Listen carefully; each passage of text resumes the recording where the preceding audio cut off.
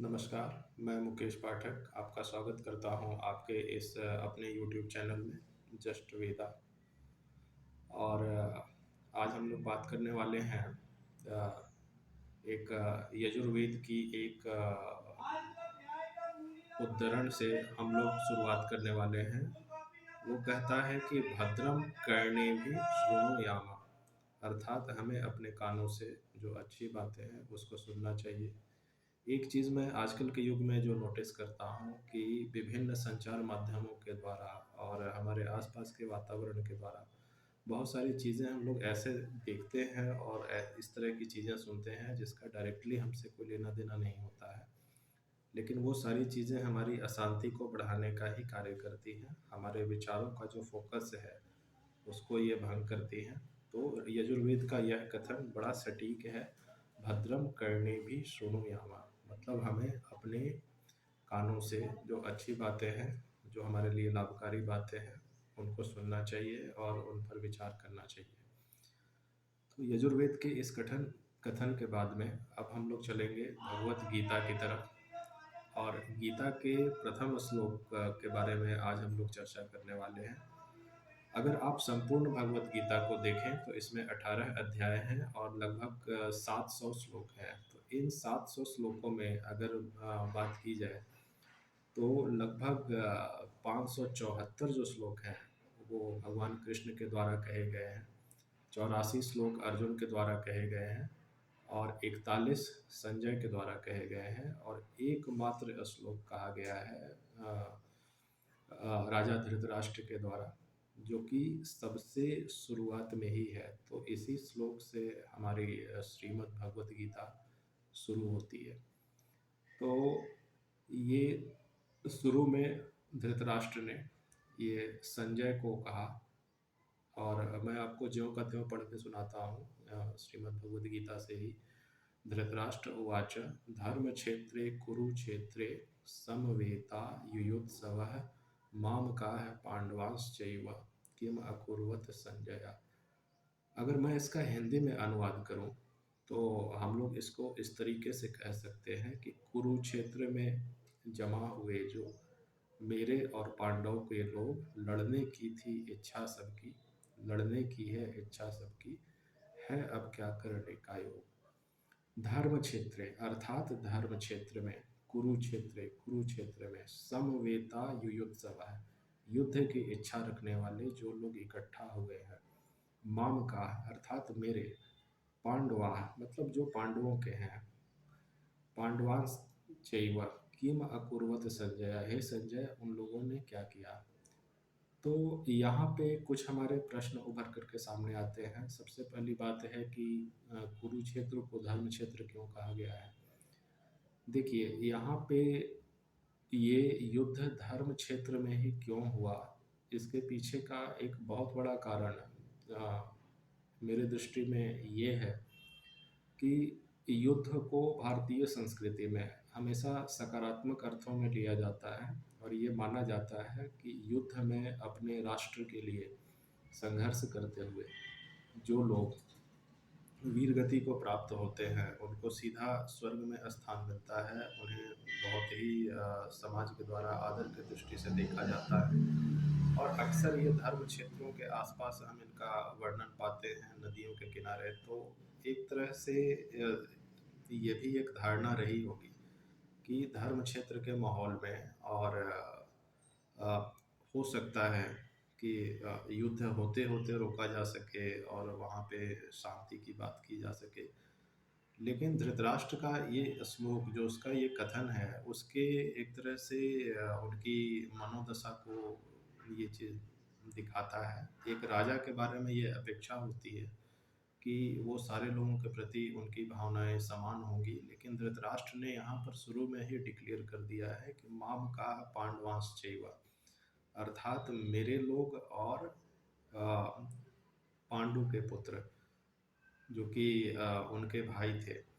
तो देखा जाए तो ये सारे लोग तो कौरव ही हैं। अगर हम देखें कि कौरव जो वंश है वो कैसे चला है, महाराज शांतनु और इसके बाद बाकी लोग आए हैं धृतराष्ट्र और पांडु।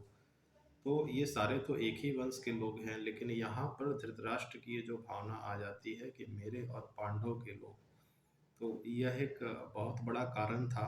उनके मन में ये था कि मेरे बाद मेरे पुत्र को ही राजगद्दी मिले।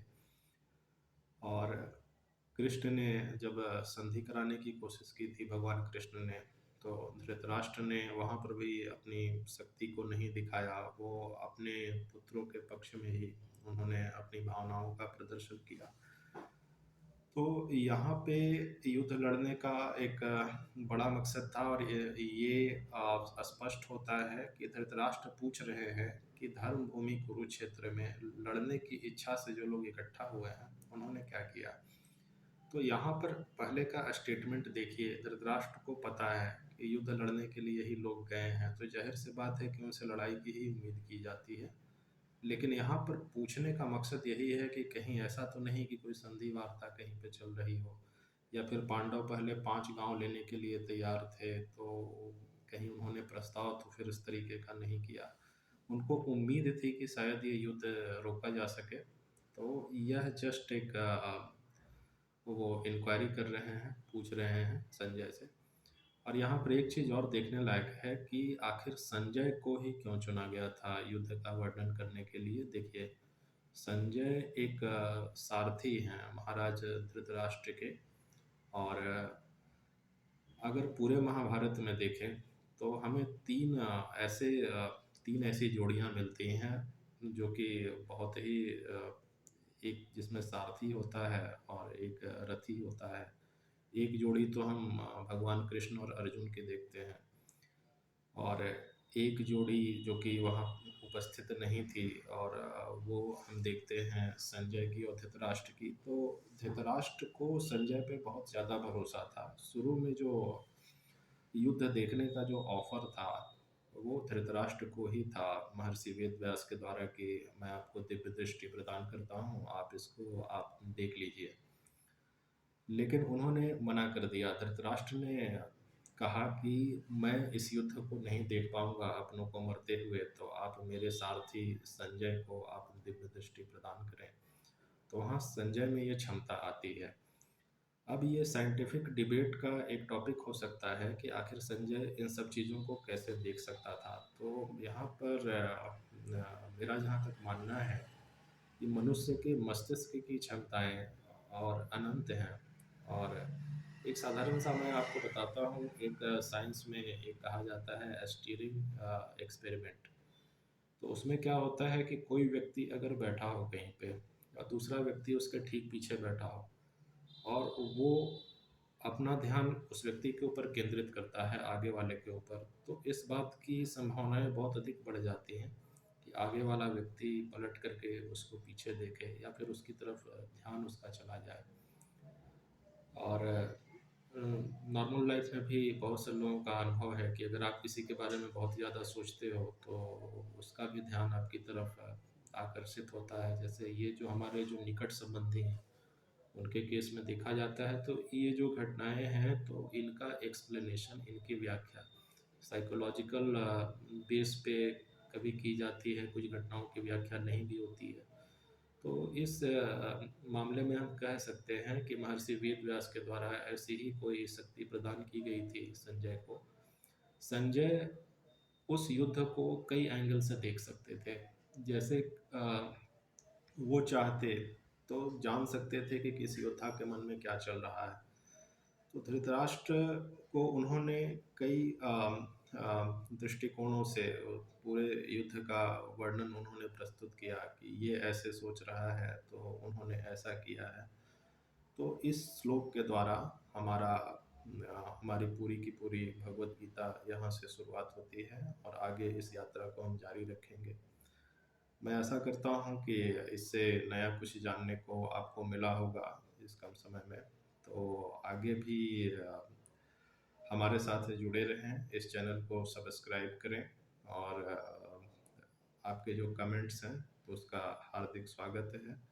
यह एक ऐसी प्रक्रिया है जिसमें हम लोग इस डिस्कशन से लाभान्वित होंगे। और इसी के साथ मैं इस वीडियो को यहीं पे समाप्त कर रहा हूँ। आप सभी का बहुत बहुत धन्यवाद।